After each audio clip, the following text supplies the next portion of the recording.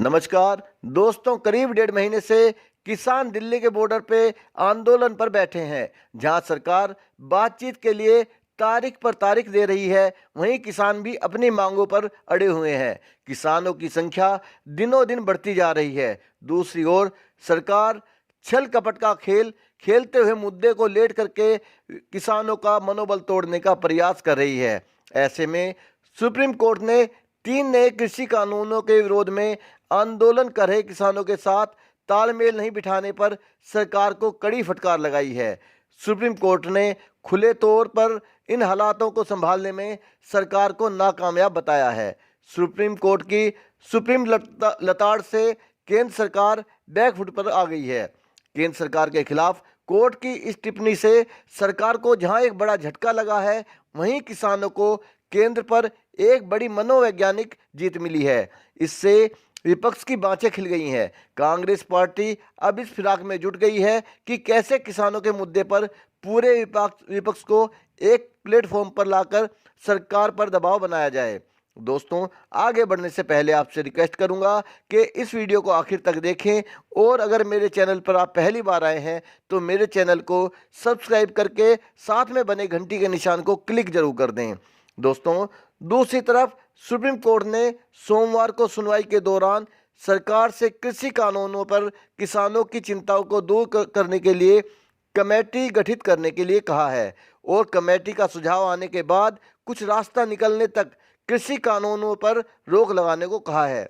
Supreme court ने कहा है कि जब तक इस मुद्दे का हल न निकले तब तक इस बिल को रोक लगा दी जाए। इससे किसानों में आशा की किरण जगी है कि अगर सरकार इस बिल को वापस नहीं लेती तो कोर्ट अपने एंड पर इस बिल के कार्यान्वयन को पर रोक लगा देगी। किसानों के प्रति सरकार के रवैये और बातचीत के तरीके को निराशाजनक बताते हुए उच्चतम न्यायालय ने सोमवार को कहा कि नए कृषि कानूनों को लेकर जिस तरह से केंद्र और किसानों के बीच बातचीत चल रही है, उससे वो बेहद निराश है। प्रधान न्यायाधीश एस.ए. बोबडे की अध्यक्षता वाली एक पीठ ने केंद्र सरकार को लताड़ लगाते हुए कहा कि आखिर चल क्या रहा है, राज्य आपके कानूनों के खिलाफ बगावत कर रहे हैं।